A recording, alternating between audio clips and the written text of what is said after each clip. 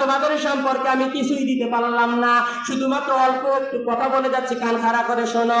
যদি কোনো মহিলা পারিবারিক জীবনে স্বামীর ভালোবাসা পেতে চায়, তাকে কমসে কম 10টি সুন্নতের উপরে আমল করা লাগবে। ধরে বলেন সুবহানাল্লাহ।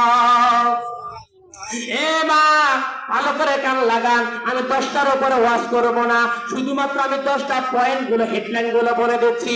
এই 10টা আমল যদি করো, আমার নবীর ভাষায় তোমাদের কপালে হযরত আসিয়ার মতো জান্নাত মিলে যাবে। জোরে বলেন সুবহানাল্লাহ। 1 নম্বরে মা, নামাজের পরেই তোমরা স্বামীর জন্য দোয়া করিও। এ মা, তুমি কত বড় ধনীর মেয়ে, কোন তুমি বড় লোকের মেয়ে। আসিয়া দেখো কত বড় ধনীর মেয়ে। ফেরাউন আসিয়ার বাবা 20 বার করে কিনতে পারবে, তবু আসিয়া স্বামীকে চোখ তুলে কথা বলে নাই। এ মা, স্বামীকে সম্মান করো, নামাজের পরে স্বামীর জন্য দোয়া করো, তোমাদের কপাল খুলে যাবে। ধরে বলেন সুবহানাল্লাহ।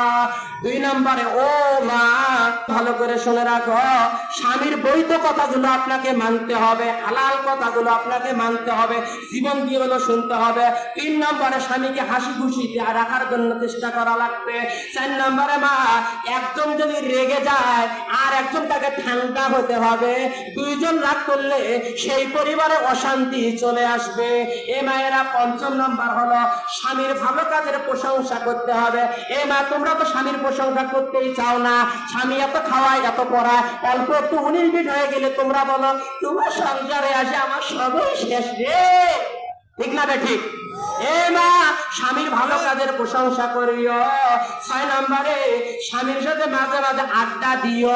এ মায়েরা, স্বামীর সাথে আড্ডা দিবা। তোমরা কি জানো না, বিশ্বনবীর বিবি হযরতে আয়েশা, যার বিয়ে হয়েছে 6 বছরে, নবীর ঘরত গেছে 9 বছরে। এই আয়েশা চাঁদি রাত, জ্যোৎস্নার রাতের মধ্যে বসে বসে আমার নবীর সাথে আড্ডা দিত। ধরে বলেন সুবহানাল্লাহ। আমার নবীকে বলে, ইয়া রাসূলুল্লাহ, এই আসমানে চাঁদগুলো যেমন গোনা যায় না, তেমন কি আপনার সাহাবের কোনো আমল আছে? আমার নবী বলছে আছে, তার নাম ওমর। তখন মন খারাপ করলেন মা আয়েশা। মন খারাপ করার পর নবীজি বলেন, আমি বুঝতে পেরেছি কেমন তুমি মন খারাপ করেছ। পরের বার বলেছে, আয়েশা মন খারাপ করো না, ওমরের আমল বেশি নয়, তোমার আব্বার আবু বকরের জীবনের আমল লাগবে না। এক রাতের হিজরতের রাতের আমল যদি এক পাল্লায় তুলে দেওয়া হয়, তাম পৃথিবী আমার উম্মতের আমল এক পাল্লায় দিলাও, তোমার আব্বা আবু বকরের এক রাতের আমলের সমান হবে না। জোরে বলেন সুবহানাল্লাহ। কেননা নারীরা চায় আমার বাবার প্রশংসা করুক, মার প্রশংসা, তাহলে খুশি। আর বাবার প্রশংসা না করি তো অন্য কারো করা হয়, মুখ না কাউলা কালা করে কথা বলেন। ঠিক না ঠিক? আমার ভাইয়েরা, তারপরে আসে 7 নম্বরে, এ ভাইয়েরা, স্বামীকে আনন্দ দিতে হবে, স্বামীর কষ্ট বুঝতে দেওয়া যাবে না।